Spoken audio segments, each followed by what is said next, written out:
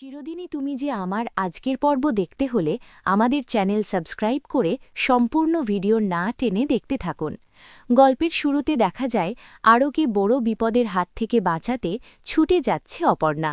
পুরো ঘটনা জানতে হলে ভিডিওটি প্রথম থেকে শেষ পর্যন্ত দেখতেই হবে। ধারাবাহিকের শুরুতেই দেখা যায় অপর্ণা গভীর ঘুমে আচ্ছন্ন। রাজলক্ষ্মী এসে অপুর হাত ধরে তাকে জাগাতেই অপর্ণার ঘুম ভেঙে যায়। অবাক হয়ে সে বলে ওঠে, আমি কি এতক্ষণ ঘুমাচ্ছিলাম?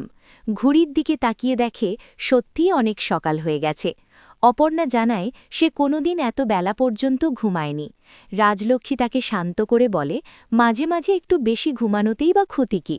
এরপর অপর্ণাকে ফ্রেশ হয়ে নিচে আসতে বলে রাজলক্ষ্মী চলে যায়। রাজলক্ষ্মী চলে যাওয়ার পর অপর্ণার মনে অস্বস্তি শুরু হয়। তার মনে পড়ে আগের দিন সে কারো সঙ্গে খারাপ ব্যবহার করেছিল, যদিও সেই মানুষটি তার ভালোই চেয়েছিল। মনে মনে ভাবে নিশ্চয়ই সে কষ্ট পেয়েছে, তার সঙ্গে কথা বলা দরকার। দ্রুত ফ্রেশ হয়ে অপর্ণা নিচে নেমে আর্যকে খুঁজতে শুরু করে, কিন্তু তাকে কোথাও দেখতে পায় না। রাজলক্ষ্মী জানায় আর্য কিছুক্ষণ আগে বাইরে গেছে। অপর্ণা চিন্তিত হয়ে পড়ে যে কাউকে না জানিয়ে আর্য কোথায় গেল। এরপর রাজলক্ষ্মী অপর্ণাকে রান্নাঘরে নিয়ে গিয়ে জানায় এখন থেকে সংসারের অনেক দায়িত্ব তাকেই সামলাতে হবে, কারণ সে এই বাড়ির বড় বউ। অপর্ণা কিছুটা অবাক হলেও রাজলক্ষ্মী বোঝায় কয়েকদিনের জন্য তাকে বাইরে যেতে হবে। অপর্ণা চিন্তিত হয়ে জিজ্ঞেস করে কোথায় যাবেন। তখন রাজলক্ষ্মী হেসে বলে এটা জরুরি কাজ, কয়েকদিনের মধ্যেই ফিরে আসবেন। আর্যকে সব বলে রাখা হয়েছে এবং বাড়ির সবাই অপর্ণাকে সাহায্য করবে। তবুও অপর্ণার মনে ভয় কাজ করতে থাকে। নতুন বাড়ি, নতুন দায়িত্ব, তার উপর আবার আর্যও বাড়িতে নেই। এই সময় গোপী এসে অপর্ণাকে খাবারের কথা জিজ্ঞেস করে। বড়মা বলে গেছেন অপর্ণা না বললে মাঝে মধ্যে যেন জিজ্ঞেস করা হয়। অপর্ণা প্রয়োজনে জানাবে বলে গোপী চলে যায়। গোপী চলে যেতেই মানুষই লুকিয়ে লুকিয়ে সব লক্ষ্য করে। মনে মনে ভাবে এবার দেখা যাক অপর্ণা একা সবকিছু কিভাবে সামলায়। পুরো বাড়ি ফাঁকা লাগায় অপর্ণা অস্থির হয়ে আর্যকে ফোন করে। আর্য তখন গাড়ি চালাচ্ছিল। ফোন দেখে গাড়ি থামিয়ে কল ধরে। অপর্ণা জানতে চায় সে কোথায় আছে। আর্য জানায় জরুরি কাজে বেরিয়েছে। অপর্ণা সরাসরি জিজ্ঞেস করে সে কি তার উপর রাগ করে আছে। আর্য কিছুক্ষণ চুপ করে থাকে, তারপর বলে কাজটা খুব জরুরি, পরে কথা হবে। এতটুকু বলেই ফোন কেটে দেয়। অপর্ণা ভেঙে পড়লেও কিছু না বলে নিজের ঘরে চলে যায়। অন্যদিকে আর্য মীরার অন্যায়ের জন্য তাকে শাস্তি দেওয়ার সিদ্ধান্ত নেয়। ভোরবেলা সবাই থাকায় কিছু বলেনি, কিন্তু এবার আর ছাড়বে না।